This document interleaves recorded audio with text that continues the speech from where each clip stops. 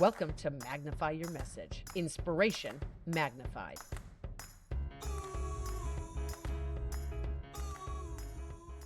Millionaires, billionaires are created in real estate, and it can be done with women with the right strategies.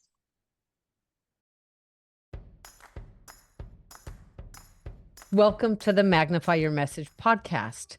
Today, joining us, we have Ginger Crystal Faith, and trust me, you are in for a treat. Ginger is an absolute force in real estate. With over 30 years of experience, she's really done it all: investor, broker, builder, you name it. She's personally flipped more than 52 houses. And get this, 2 of them were even featured on HGTV. But that's just the beginning. Ginger is the founder of the Women's Wealth Network in the San Francisco Bay Area, which empowers women to build their financial futures. This is an episode you don't want to miss. Let's dive in. I am delighted to introduce you to today's guest, Ginger Crystal Faith. Ginger, thank you for being here. Welcome. Excited to be here. Thanks for having me, Cheryl. Share with those who are listening, who are you, what do you provide, and who do you serve? Well, my name is Ginger Crystal Faith, and I'm a Silicon Valley real estate broker, investor, and mortgage broker. And I teach women strategies on how to compress time and retire in 2 to 5 years, doing things that normally would take 30 to 40 years for other people to do. That is, you are so incredibly trained and succinct at speaking in sound bites. It's inspiring to hear. How on earth did you get into this business? Well, in 1994, I bought my first six-family rental house. And that was a crazy story. Basically, I read a lot of Tony Robbins books and Robert Allen books that talked about how to retire early using real estate. And one of the things that Robert Allen said that really impressed me was if you buy one single family house per year for 10 years, and then you work to paying off the mortgages, you will retire. You'll start your retirement and your retirement will be locked in.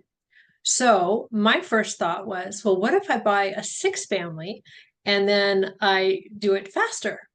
So my first property was a really wretched looking old Victorian with a widow's peak, and it was really a cool house, but it had multiple colors on it, and it was kind of falling apart. But I thought it was great, and I got excited about it, and I bought it for really about a third of the normal price. I negotiated a really good price on it, and it was a distressed situation. And the first thing I did was I made it into a painted lady, a Mm. Victorian, and got all sorts of attention. And renters were lining up, handing me their applications. And basically, they were saying, hey, just give me a bucket of paint and some spackle. I'll fix it myself at the apartments. I know we would never do that today, but back in the day, I was like, oh, sure, go ahead, fix the apartment yourself and just give me my rent check. And I filled it up really quickly and started making money. And I lived for free and made a Wow. profit every month. And it was so exciting. I said, hey, there's something to this. And Right. then so I started duplicating it. So what I did then is I pulled some cash out and bought another six family, and then pulled some cash out and bought a nine family, and then I just kept going. It's just so inspiring. So when you said I lived for free, you mean you lived in the Victorian as I well? did. I lived on the first floor, the biggest unit, and I lived for free, and I made $500 extra per month. But at the time I bought the house, the interest rates were 15%, 15.5%, with 2 points. And I thought I got a screaming deal when I shopped around. But it was a variable rate loan, so it kept going down every month. So I went from 500 that I got extra to maybe 550 extra. So I kept making money every month, but I lived completely for free, and all my utilities were paid, my electric was paid by the tenants, everything. And so I thought I was just, living the high life. So yeah. So often making a choice like that, not just to get into a home, but a six family home would be insurmountable to someone. It's like it's just too big a hurdle. Do you think Uh, it was the folly of youth and the confidence of yes. youth, or what was it? Yes, it was. It was because my husband at the time wanted nothing to do with it. And we got into these big arguments. And he said the house was haunted. He knew it and it was going to ruin our lives forever. He wasn't going to show up to the signing. And he just made my life miserable. That's why he's my ex-husband. But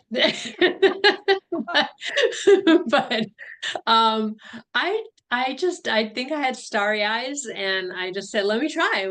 Let me see what I can do. I was a little bit guided by a really cool realtor, Rico. His name was Rico. He was really cool. And when I called him, because I was looking at those magazines, back in the day, they had magazines, no such thing as Zillow, anything like that. And I said, hey, I want to buy a, multifamily.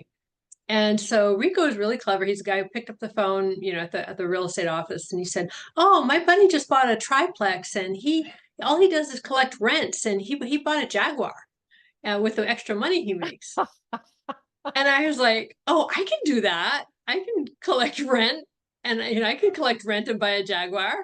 I can do that. I have the skill sets necessary to collect rent and buy a Jaguar." I So could see myself in this vision. yeah, exactly, exactly. I got right in, and obviously it wasn't just that, but it was a good. I think we should know that the ignorance of youth can be good, and I think if you overthink things, the bottom line is really no matter what you do. I mean, if it's in the realm of reasonability, all I had to do is run the numbers. Okay, what do I think I could get for the rent? What would the numbers be? And, worst case, I don't make much money, but it's not going to be a disaster. So, analyze it the best you can, then move forward. Don't overanalyze and don't overthink it, because most problems that come up in real estate, you can figure it out and you can fix them. So, yeah. It's just so bold of you. I mean, yes, sure, just collect rent and buy a Jaguar is one thing, but you crunched the numbers. You'd never done this before. You decided to go all in, throw your hat over the proverbial wall, and here you are. You're living in this place. Then what at what point did you say, okay, I'm going to start teaching this to other people? Yeah, so my history has been very much just kind of following my instincts. So I became a mortgage broker in 2005, a real estate broker. I moved to California. I sold off my real estate there, and I didn't buy any more commercial. I'm sorry, investment real estate until the market crashed in 2009. So I used my real estate license, mortgage license to help people. So naturally helping people is very, very natural for me. But what I noticed was people, when I started talking about how investing helped my life, people leaned in. Mm. People said, tell me more, tell me more. And so it became this natural progression of learning and helping and learning and helping. And that's how I started deciding that I would start helping other people learn how to invest. And what was it in your heart that made you say, women, those are the people that I want to help? Because the women were lining up when I started speaking at real estate investment meetups, because in larger real estate, particularly like commercial real estate, for example, which is six family is technically commercial. Anything above four family is considered commercial. So generally speaking, in commercial real estate, 97% of the people who own commercial real estate are men. Only 3% are women, and of the 3%, only 1.5% are women who are actively investing. They didn't inherit the property. Oh. So it's a really small number, and it's a really underserved arena, but there are skills that you can learn. So I started orienting toward women, number one, because I could relate to a woman and the specific challenges that women have. And number two, because women tend to stay out of the arena of investing, which is changing. luckily it's changing. Back in the 90s when I started, I remember the funny story. I went into one real estate seminar, and because I was learning how to asset protect. Once I started having assets, I wanted to protect them. So I went into this particular group, and one of the men like boldly asked me if I was there looking for a husband. How did you respond? What's that? How did you respond? Um, I just said, no, I have one. Thank you. I'm here to learn. Wow. I'm here to learn. Yeah. So, yeah, so that's how things are so different now. Nobody would ever say that, right? But in the 90s, I was literally the only woman in the room. There's a really good book by a friend of mine called The Only Woman in the Room. And she interviews a few, it was kind of created before I started teaching, and it was created specifically about women investors. So yeah. I've heard you speak about pay iniquity and how Right. between the genders and how this is one of the most surefire ways to close that gap. Say something about that. Well, there's the gender gap in pay is very, very complex. There's so many factors involved. Okay, so it's nothing that is a cookie cutter answer. However, in real estate, if a woman decides what she wants and learns the protocols on how to get what she wants and just works factually with the numbers, a woman can make as much as a man all day long because the rents are the same. A renter will pay me the same amount of money that they will pay a man. The price of the house is going to be the same. There are certain maybe negotiation tactics or strategies that you may need to develop as a woman. Maybe a man is a stronger negotiator as a personality trait. They tend to be a little more aggressive as a personality trait, but there are skills that can be learned. And in real estate, you know, millionaires, billionaires are created in real estate, and it can be done with women with the right strategies. It's such a brilliant idea that if we're not going to close the pay gap in the workplace, then we've got to find some other way to, as you say it, compress time and Yes. catch women up. It's such a clever idea that you can approximate what someone would have done where they're not pay iniquity Yes. by coming up with clever investment strategies or following a plan. Yes. So, how do the women come to you? Do you go to them? How amenable are they to taking these kinds of bold risks and putting it all on the line? It's all personality types, right? And the good thing about real estate is the truth is there's so many opportunities in real estate. You can start very small with a small investment and try your hand to see how you do. Where are your skill sets? One of the things I like to teach is not only to just compress time, but also to know what your natural genius is. So every one of us has a natural genius. Some of us are natural people persons, people, right? We love people. Well, that's very powerful in real estate. If you can connect people, you have got a golden ticket. Some people are natural systems analysts and they love systems and organization. There's so much opportunity if you're a good systems thinker in real estate. Some people are natural builders. And if you're a natural builder, you also have so much opportunity. So I think the best thing to get started for anyone to get started is to know what their natural proclivities are. So back in the day when I first started out, I didn't know what my natural proclivities were. You got an idea, but I've got the pictures of me with the tool time belt and the hiking boots over there trying to, paint and, work with the guys. And sometimes I do that for fun. But over the years, I've noticed I'm a people person. I Mhm. love people. And so I'm ignited by helping people. But other people, some dear friends of mine, they're just genius at like organizing the troops and getting things together, with systems, and that's just amazing to see. And they can go farther than I will in some ways because they're developing city blocks. And then I have other friends who are natural builders, and if you don't limit yourself, just say, and women and men both build. Men tend to build more, but women do build as well. But you don't have to limit yourself to just doing contracting work. You can just decide, okay, I want to use my skills as in contracting or whatever that is, and then how can I do this and become a real estate entrepreneur? So maybe that's starting by flipping a house, right? And I also encourage people to team up with people. It's important to team up, and it's also possibly dangerous to team up with people.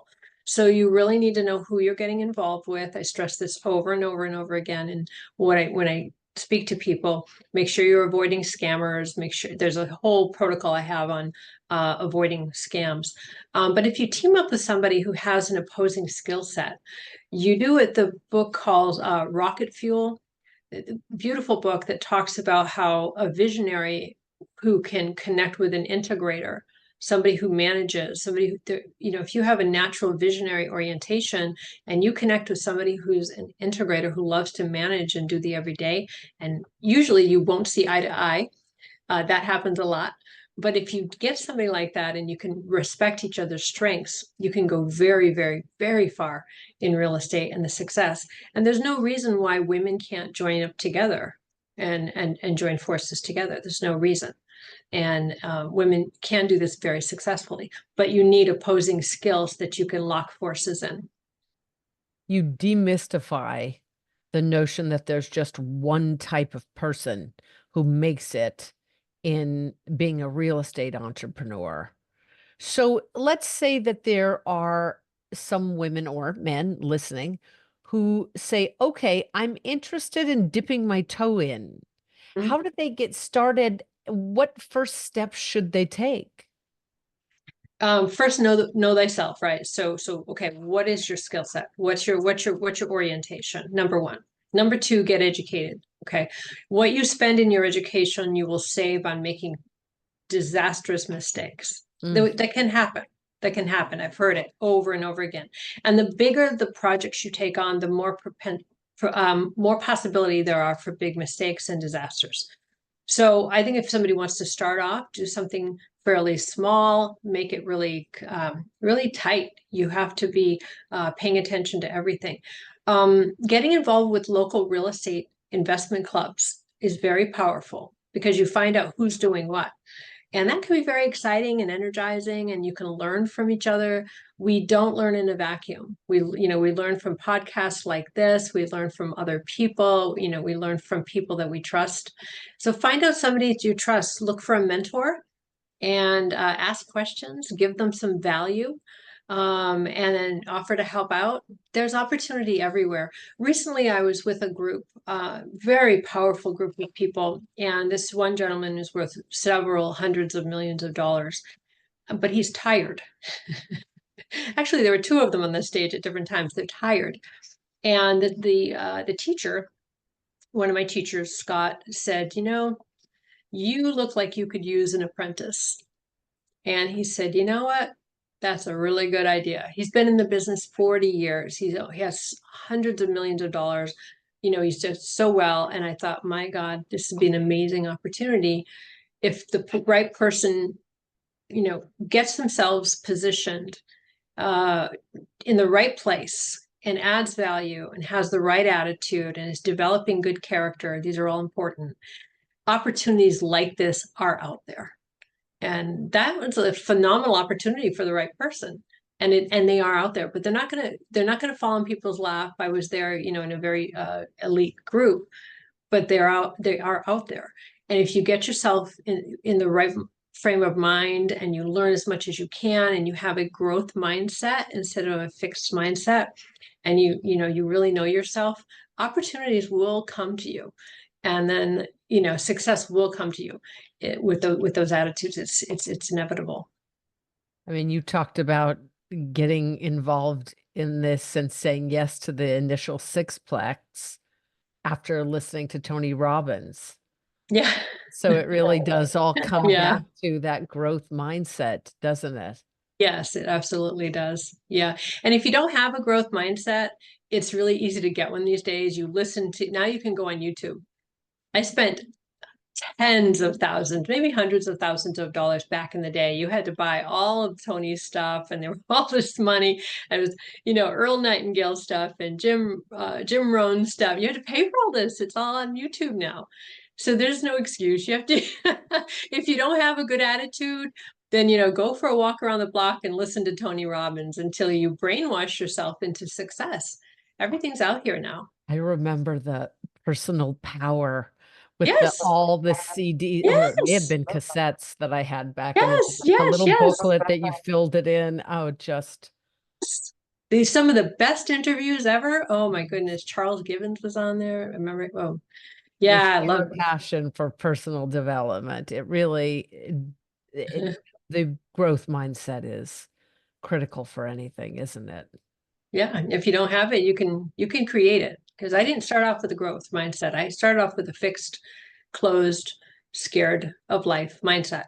But I trained it. I trained it out of I trained the good stuff. I'm still training the good stuff in. Still training it every day. But it's easier now because you develop the habits. So, what habits would you say have been the most instrumental to you in helping you build this successful enterprise? I would definitely say, believe it or not, going to the gym and doing positive affirmations, writing out my goals. What do I want? Visualizing. Right now, I'm still thinking about different ways of visualizing. I'm playing with the idea of writing down the visualization that I want and then reading it and then replaying it back to myself so I can do my own guided meditation. So I'm Mm. kind of working on that right now. But definitely, affirmations have been game changers. I have made so much money through positive affirmations, not knowing, having any idea what I was doing or where I was going, just kind of flying blind. But with those positive affirmations to guide me, when the market crashed in 2008, my income went from here to here overnight. And it was the positive affirmations that I did 45 minutes a day. I did that running on the treadmill every day, and nothing happened for 6 months. I ran 45 minutes every day, positive affirmations, getting myself out of this and making all this money and doing all this. And then something happened, and 6 months into it, where I knew, boom, this is it. That's the answer. And Yes. changed everything. Just game changer, game changer. So positive affirmations, I would say. And then, when we all get, here's another thing that I don't give enough credit to, but I need to. I I always figure, as long as I'm doing something positive. It could be anything. It could be going to the gym. It could be, walking my dogs. If it's always something positive and avoiding the negative, that good things will come. And so, um, what I've noticed, I've had a couple of big hits, just big hits, like negatives, like bam. It's the structures that I put in place. Unbelievable. Okay. Seeing you on Mondays, right? Beautiful. Like, boom, that's a structure. That's a structure. I have a coach, a phenomenal coach that used to work for Tony for 10 years. I see him once a month. He's a structure. I have my real estate meetup. It's done amazing things. I go to the meetup. I have to be the leader. I've got to put myself in front of people. I have clients. I put myself in leadership positions.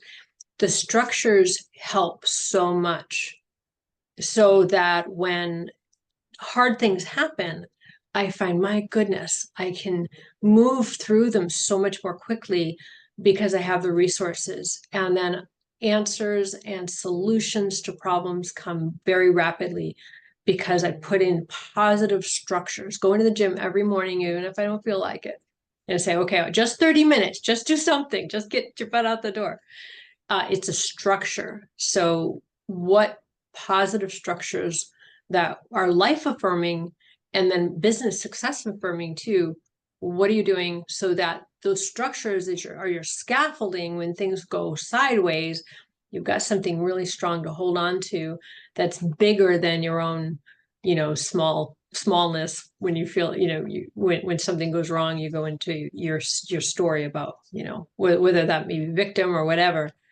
You don't allow yourself to go there.